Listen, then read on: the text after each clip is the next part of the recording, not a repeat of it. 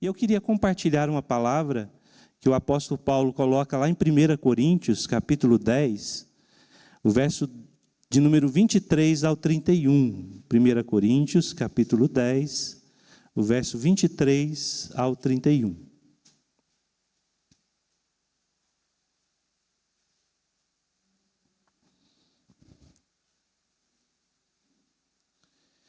Gostaria de convidar os irmãos para participarmos da leitura. Nós vamos ler de forma responsiva o texto, do verso 23 ao 31. Apóstolo Paulo diz assim: todas as coisas são lícitas, mas nem todas convêm. Todas são lícitas, mas nem todas edificam.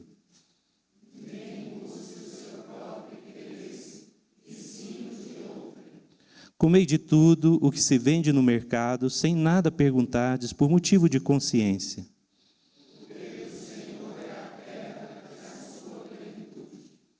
Se algum dentre os incrédulos vos convidar e quiser dizer, comei de tudo o que for posto diante de vós, sem nada perguntardes, por motivo de consciência.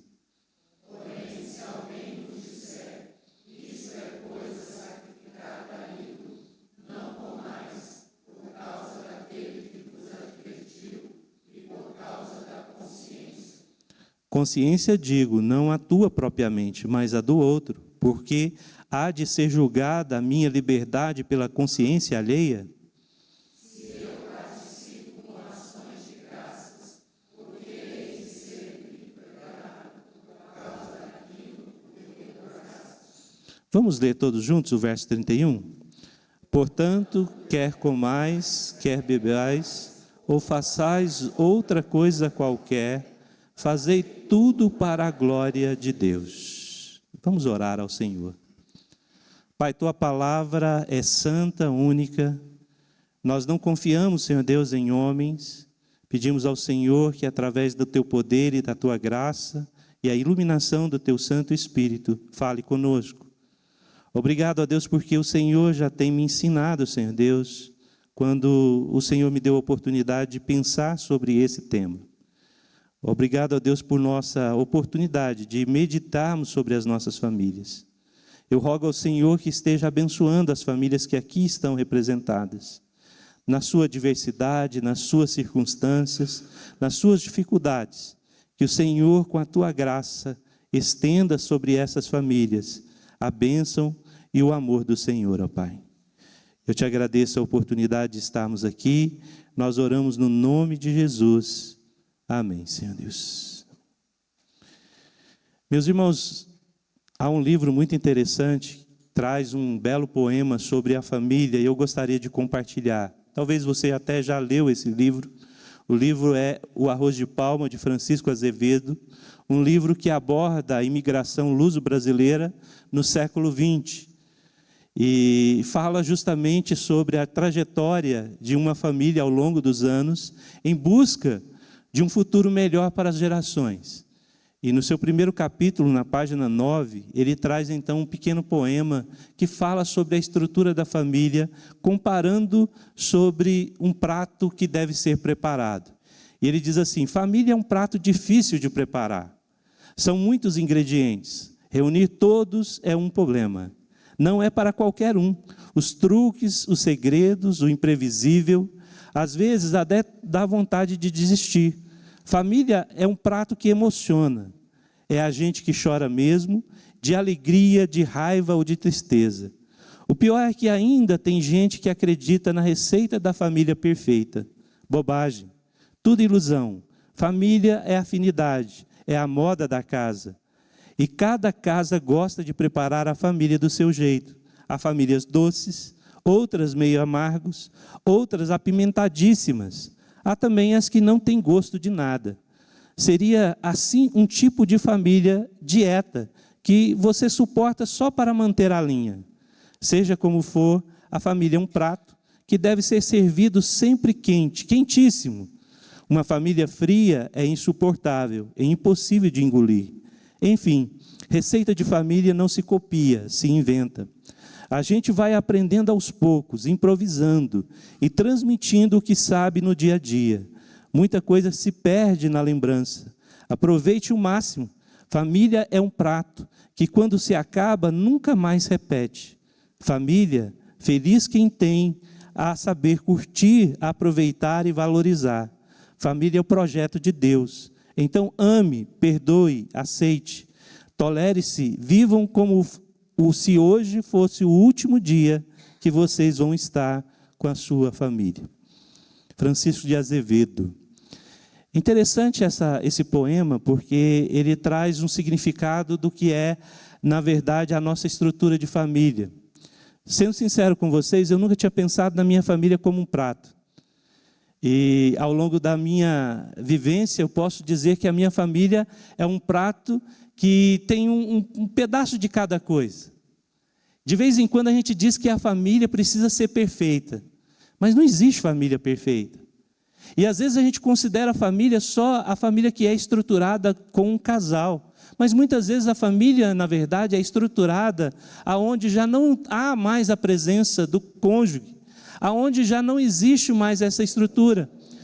Aqui em Brasília é muito comum pessoas viverem só, e viverem dentro dessa estrutura e esquecem que são família. Nós somos famílias, todos nós somos famílias. E nós precisamos considerar isso como a expressão daquilo que a graça de Deus se estende sobre nós. A verdade, meus irmãos, é que muitas vezes nós não temos a dimensão do que é a glória de Deus sobre a estrutura da nossa família. E quando eu penso na glória de Deus, eu não devo pensar como uma expectativa comum, mas como uma expectativa alcançada a partir de mim e de você. Nós fazemos parte de uma estrutura que existe para a glória de Deus. Nós somos a sustentação da sociedade. A sociedade vai mal porque a família vai mal. Nós precisamos entender que a nossa estrutura e a nossa vivência dentro de casa influencia a sociedade à nossa volta. Sendo assim, nós devemos repensar como cristãos.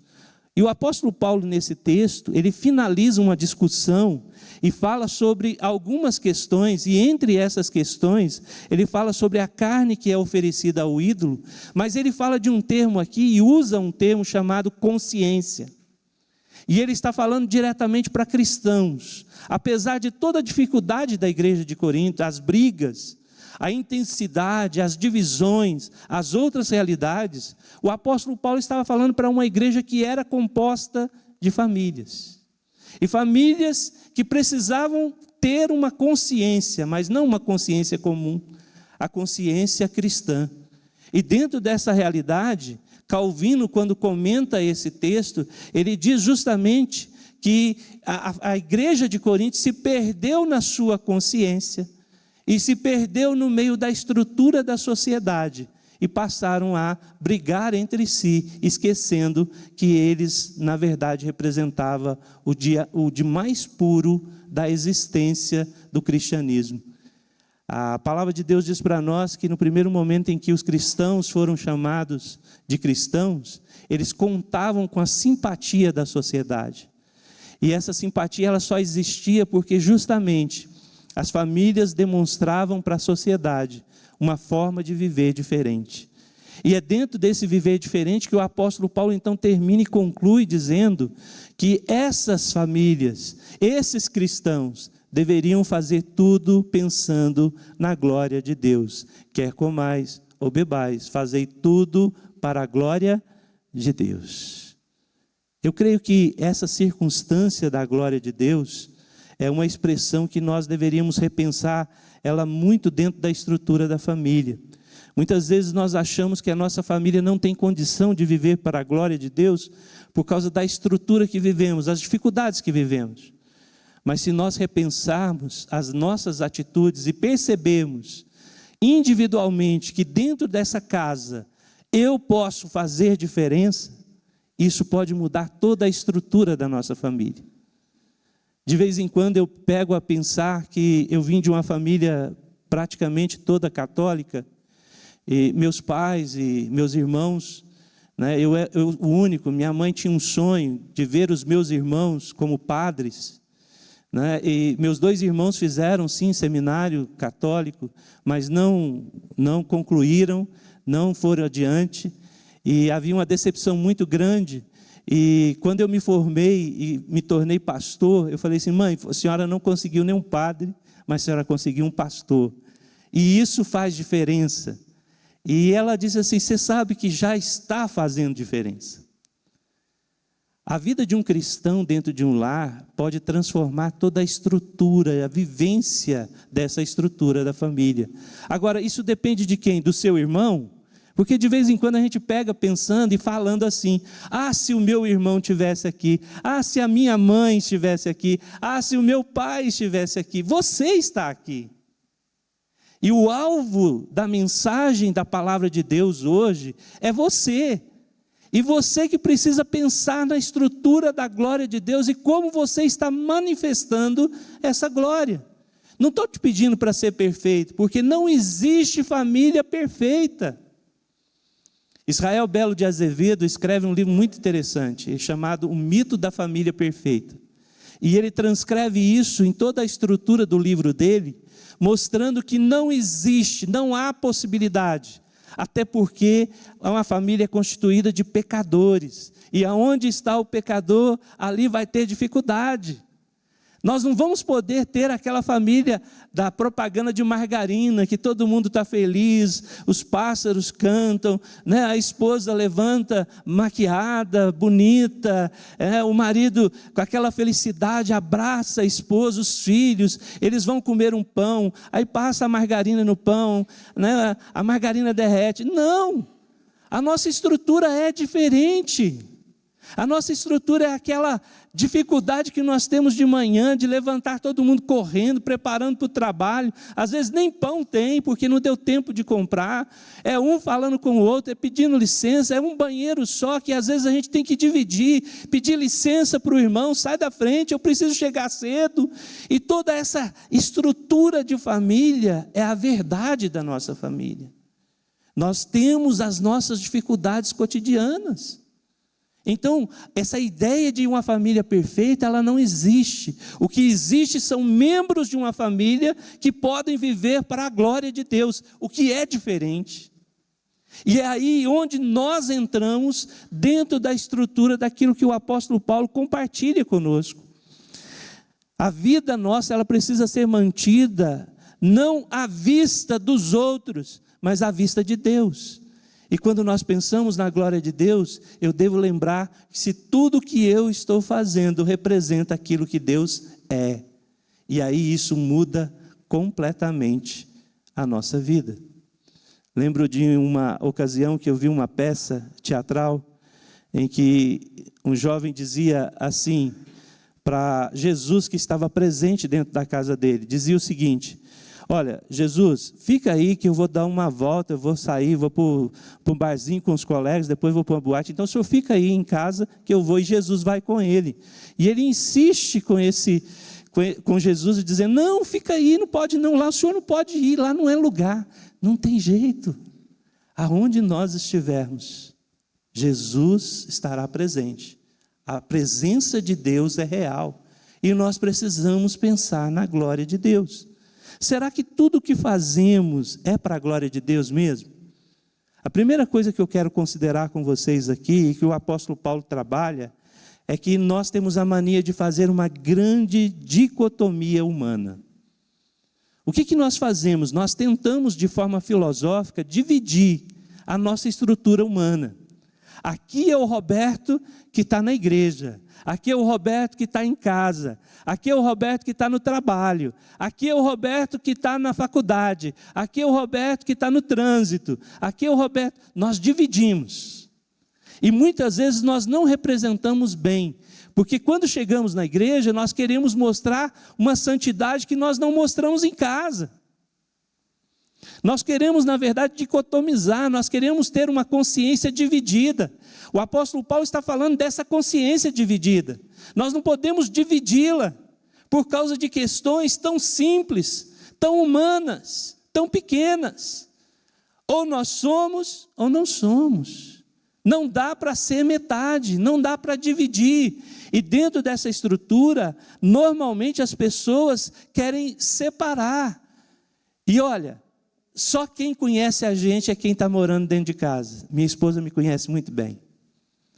Ela sabe todos os meus defeitos, todas as minhas circunstâncias, todas as realidades, porque ela convive comigo o tempo todo. Meus filhos também me conhecem.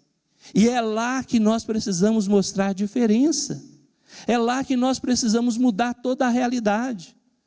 Lembro de ocasião quando os meus filhos estavam na adolescência, e principalmente o mais velho, uma ocasião que eu tive que corrigi-lo, e eu acabei, na verdade, me excedendo, e dando um tapa no rosto dele, e falei para ele me respeitar, cobrando a identidade dele como cristão.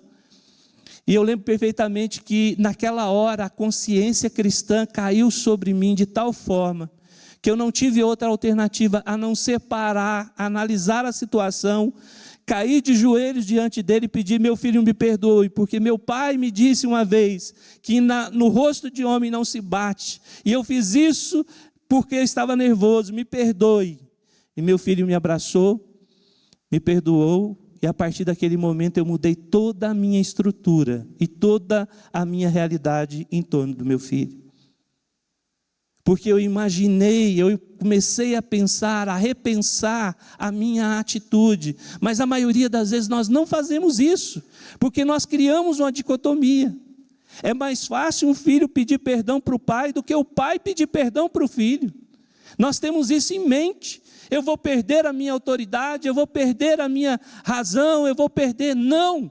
Nós precisamos entender que a nossa família precisa ter uma estrutura diferenciada. Os nossos filhos precisam ser amados, acolhidos, abraçados. Nós estamos perdendo os nossos filhos para a internet, nós estamos perdendo para as redes sociais, nós estamos entregando os nossos filhos nas mãos de pessoas que sequer têm responsabilidade com eles. Nós precisamos parar com isso, porque essa dicotomia só está nos distanciando. Nós estamos vivendo dentro de casa, muitas vezes, com pessoas que nós não conhecemos, que nós não visualizamos. Essa semana agora foi cruel, eu não sei quantos perceberam isso, mas filhos que mataram a sua própria família, de toda a sua estrutura, e foram simplesmente na lanchonete lanchar, foram fazer outras atividades. Um dos filhos que matou a família, ele foi lanchar e foi esperar a mãe chegar do trabalho para poder matar ela. Aonde nós vamos parar? Será que nós não estamos percebendo o que estamos fazendo com as nossas famílias? Nós precisamos acabar com essa dicotomia. Nós precisamos ser cristãos. Cristãos que perdoam, cristãos que abraçam, cristãos que acolhem, que compreendem. Nós precisamos nos colocar mais empáticos. A empatia é algo que tem sido construído ao longo da estrutura de toda a realidade, principalmente é uma palavra que está em moda hoje, e alguns dizem assim: empatia é quando você se coloca no lugar do outro. Isso é impossível, não existe isso. Não tem como você colocar no lugar do outro, mas é você imaginar no lugar do outro, é imaginar, é pensar. Nós não fazemos isso de forma costumeira, porque nós estamos simplesmente entregando às nossas famílias a realidade daquilo que nós achamos que é o ideal. Nós queremos coisa, nós compramos coisa, nós queremos comprar as nossas famílias, quando nós deveríamos estar vivendo para a glória de Deus, e não estamos fazendo isso. Os nossos filhos estão se perdendo, a nossa estrutura familiar está em ruínas, nós simplesmente não queremos mais saber, eu não sei mais o que fazer. Quantas pessoas já não chegaram perto de mim e dizem assim: pastor, me ajuda porque eu não sei mais o que fazer. E é simples, é só reconhecer o seu estado de pecador, pedir perdão e começar a mudar a sua própria estrutura. Não é o que o outro vai fazer, mas é o que você vai fazer. Ah, mas meu esposo não muda. Se coloque de joelho diante dele toda madrugada, quando ele estiver dormindo, e ore por ele, peça a Deus, clame, coloque a vida dele diante de Deus, comece a orar dia e noite por ele. Manifeste a glória de Deus sobre a sua vida, sobre a sua estrutura, use os meios de graça. Mas olha, tome cuidado, não é passar o tempo todo na igreja, achando que a igreja vai curar o seu marido, não. É passar o tempo todo pensando no seu marido diante da glória de Deus e diante daquilo que você é. Ou você é cristão, ou não é. A gente entende, meus irmãos, que o ensinamento errôneo que nós temos é que a afirmação é que nós precisamos, na verdade, ser religiosos, e nós não podemos ser religiosos. A religião não leva ninguém a lugar nenhum. Nós precisamos é ser cristãos de verdade, representar a Cristo com autenticidade. Foi isso que os nossos grandes reformadores buscaram quando eles colocaram como emblema viver para a glória de Deus. Era viver diferenciado no meio de uma sociedade corrupta. Ah, não, mas não tem jeito. Tem, se você tomar uma atitude, tem. Segundo lugar, o apóstolo Paulo ainda coloca que essa ideia de consciência não pode ser dividida, mas que essa ideia de consciência tem que ser baseada naquilo que o poder de Deus é capaz de fazer. O poder de Deus excede todo entendimento. Logo, se eu entendo que o poder de Deus está sobre mim e que a partir do poder de Deus eu posso manifestar a glória de Deus, tudo à minha volta pode ser mudado. Não existe dificuldade para aquele que está nas mãos do Senhor. A dificuldade nossa é que nós queremos mudar do nosso jeito. Nós queremos que as pessoas, na verdade, se encaixem nas nossas caixinhas, né? O grande estudioso aí diz que o homem pensa em caixas, né? E as mulheres pensam de todas as formas, né? É diferente. Mas o homem pensa em caixa. E muitas vezes nós, homens, queremos que as nossas esposas pensem como nós. Quando, na verdade, nós devemos, esquecer essa ideia e começar um diálogo franco, aonde nós vamos chegar a uma consideração, sempre respeitando o outro. Entendendo que o poder de Deus atinge o coração do outro. Nós começamos um movimento diferente na nossa igreja. Nós tínhamos muitas irmãs que não tinham maridos crentes. E um dia uma irmã chegou perto de mim e disse assim: pastor, o que eu faço para o meu esposo querer pelo menos me deixar na porta da igreja? Eu disse assim: irmã, vai para casa, não vem mais para a igreja, ore por ele todo dia, leia a Bíblia para você, não o acuse de nada, não aponte o dedo para ele, mas de vez em quando ele estiver dormindo, vai lá no pé da cama, fique de joelho e peça a Deus por ele. E ela começou a fazer isso. O marido começou a se incomodar com a esposa dentro de casa. Não, você ia na igreja todo dia, agora você não está indo mais, o que está acontecendo? E ela pegou e disse para ele assim: não, é porque eu sinto falta de você. Até que um dia o marido dela chegou na porta da igreja e me chamou: pastor, vem aqui. E ele olhou para mim e disse assim: como é que eu faço para ser crente? Eu quero ser crente, eu não quero ver minha esposa do jeito que eu tenho visto, não. Eu quero ser crente.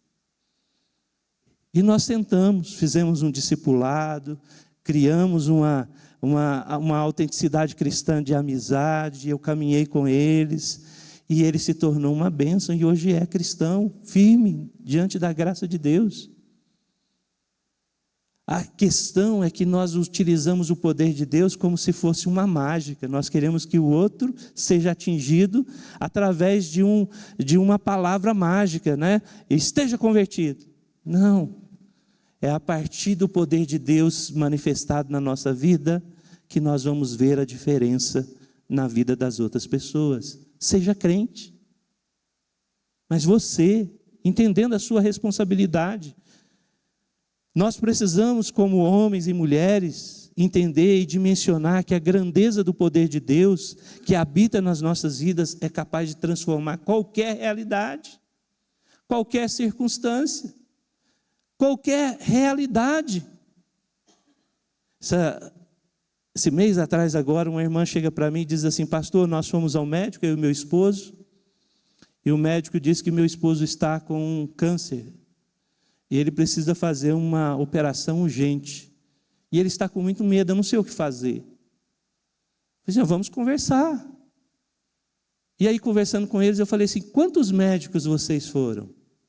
Não, a gente só foi naquele que o plano recomendou, porque ele estava sentindo algumas dores, fez um monte de exame e detectou que há um tumor e ele precisa se retirar esse tumor, porque, segundo o médico, é um tumor maligno. Eu falei assim, calma, vocês estão muito apressados. Você já vai para a cirurgia? Sim, é semana que vem, já estou fazendo o pré-operatório. Eu, não.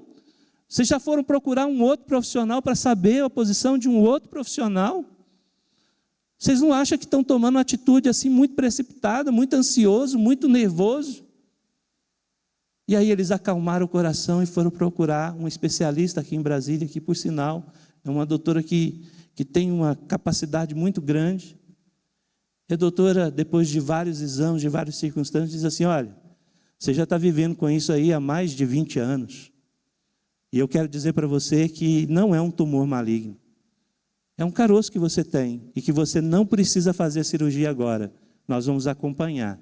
Mas fique tranquilo, você não vai morrer com isso. Você pode morrer com outra coisa, mas com isso não. E eles chegaram na igreja, me abraçaram e disseram assim, pastor, se o senhor não fala, semana que vem eu estaria entrando na cirurgia. O que acontece conosco é a ansiedade que está tomando conta do nosso coração. A gente não busca uma opinião, a gente não quer saber, não quer aprofundar, a gente quer resolver a coisa assim. Aonde nós esquecemos que o poder de Deus ele é maior e nos dá sabedoria para utilizarmos dentro da nossa família. Se o seu filho está perdido, comece a orar por ele. Em primeiro lugar, acredite que Deus possa transformá-lo. Mas, pastor, eu já oro há tanto tempo. Não, continue orando. E tome uma atitude, converse com ele, sente com ele. Fala dos seus propósitos, das suas ideias, do seu desejo, de como querer vê-lo na presença do Senhor. Nós não evangelizamos a nossa família, nós não evangelizamos os nossos filhos. Nós não falamos da palavra de Deus para eles. Mude, comece a tomar, na verdade, a realidade do seu cristianismo e comece a aplicá-lo dentro da sua estrutura. Ah, meu marido é difícil, mas você também é difícil. Você muitas vezes tem mostrado um cristianismo que não existe, ou então tem demonstrado um poder que não existe. Porque você fala mal dos crentes, fala mal da sua liderança, fala mal da sua igreja, perto do seu marido, perto dos seus filhos, e você quer que os seus filhos, o seu marido, acredite que Deus é capaz de mudar todas as realidades. Está tudo errado. Está tudo errado. A gente vai para a igreja comer uma bela refeição da palavra de Deus, mas nós dizemos para os nossos familiares que lá tem gente de todo jeito e a gente fala mal de um, de outro. Mudar de atitude, santidade, passe a viver de forma diferente. Mostre que a sua vida é para a glória de Deus e que você contém a glória de Deus em todas as suas atitudes, quer comais, quer bebais.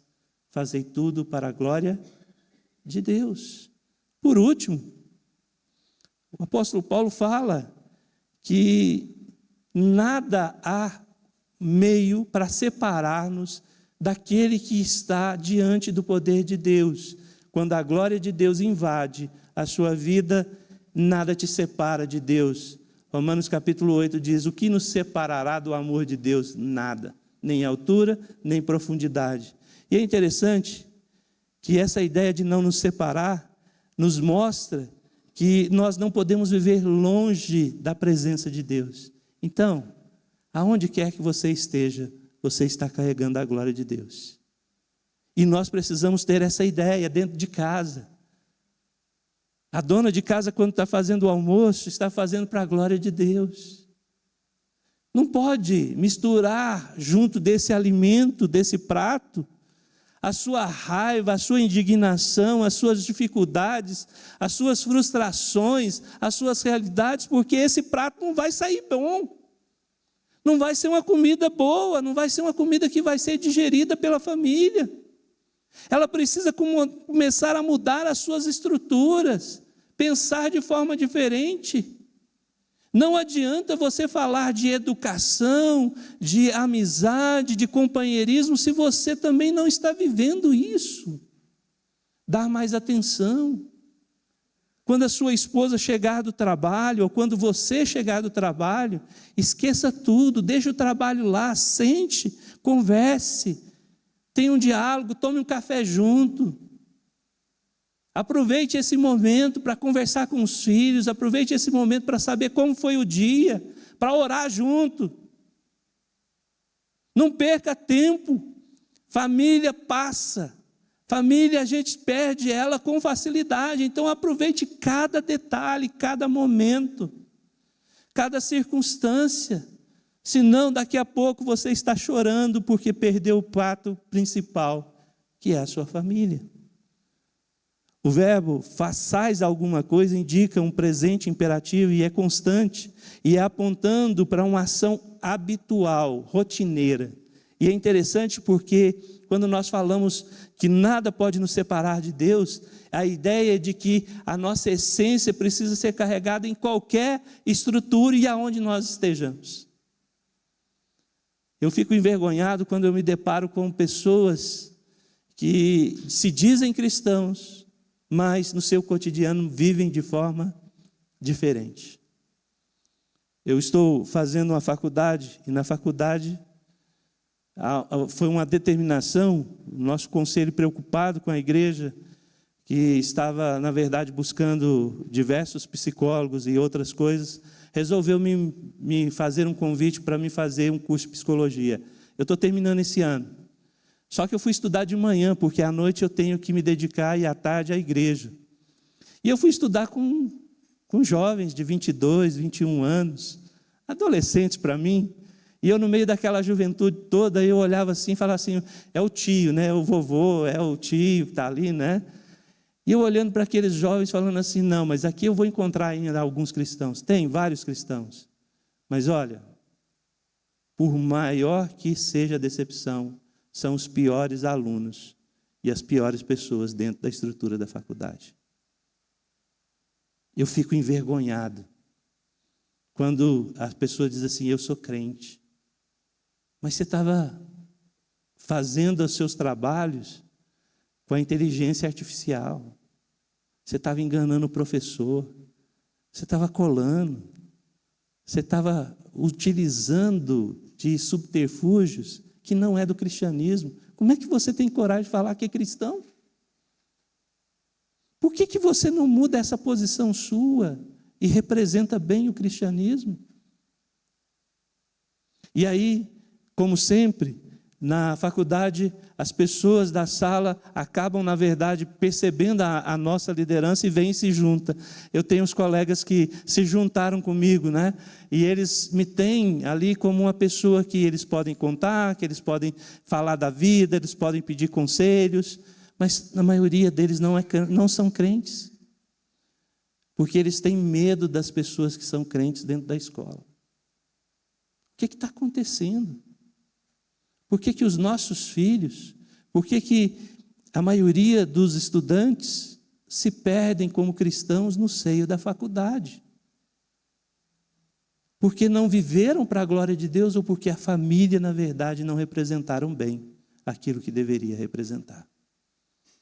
Nós precisamos mudar, nós não temos como nos separar do amor de Deus. Se eu sou crente em casa, na faculdade, no trânsito, aonde quer que eu esteja. Aonde quer que eu esteja. Qual é a conclusão que eu chego? Meus irmãos, Deus nos cria para a sua glória, ou seja, para magnificar, revelar, exibir a grandeza de Deus. E Ele nos disse para vivermos dessa forma e vivermos de modo que a grandeza de Deus seja exibida. Então temos o desígnio. Deus, ao nos criar para a sua glória, nos deu então a oportunidade de representá-lo nesse mundo. E será que como famílias nós estamos representando bem a glória de Deus? Como anda essa estrutura? E aí não estou pensando na família como um todo, eu estou pensando em você, como unidade dentro dessa família. Como você tem representado a glória de Deus dentro do seu lar? Como eu posso ir trabalhar hoje? Como eu posso limpar a minha casa? Como eu posso educar os meus filhos? Tudo para a glória de Deus. Como eu posso comer uma pizza, beber o suco de laranja? O que eu posso fazer? Tudo que eu estou fazendo é para a glória de Deus? Ou é unicamente para mim mesmo? Como eu estou vivendo como família dentro de casa? Somos apenas um prato que não há sabor, que não há estrutura, ou somos um prato que pode ser deliciado pelas pessoas que estão dentro dos nossos lares? Abaixe a sua fronte, feche seus olhos, e eu gostaria de orar pela sua família, e orar para que Deus esteja abençoando a sua vida. Pai eterno, nós não conhecemos a estrutura das famílias aqui representadas, mas o Senhor conhece. O Senhor conhece famílias grandes, famílias pequenas, famílias só de uma pessoa, famílias, Senhor Deus, que se perderam, famílias que têm as suas dificuldades, famílias, Senhor Deus, que são imperfeitas por causa da estrutura do pecado. Por isso, Senhor Deus, nós pedimos perdão ao Senhor, mas pedimos ao Senhor que derrame a Tua graça sobre a vida das famílias aqui representadas. Abençoe, Senhor Deus, os filhos, os pais, abençoe toda a estrutura, para que eles sejam, Senhor Deus, unicamente e vivam para a glória do Senhor, ó Pai. Abençoe as famílias aqui representadas nessa noite. Obrigado, Senhor Deus, porque a Igreja Presbiteriana, sempre no mês de maio, lembra das famílias. Verdade essa que nós deveríamos lembrar o tempo todo, mas, ó Pai, como é bom nós podemos tirar um tempo para pensar nas nossas famílias. Por isso, abençoa cada uma das nossas famílias. Derrama a Tua graça, nos dá capacidade de vencer as dificuldades. Nós sabemos que o Senhor já está presente na vida de cada um de nós. Que a nossa vida seja para honrar e glorificar o Teu santo nome. Assim nós oramos, no nome santo de Jesus. Amém, Senhor Deus.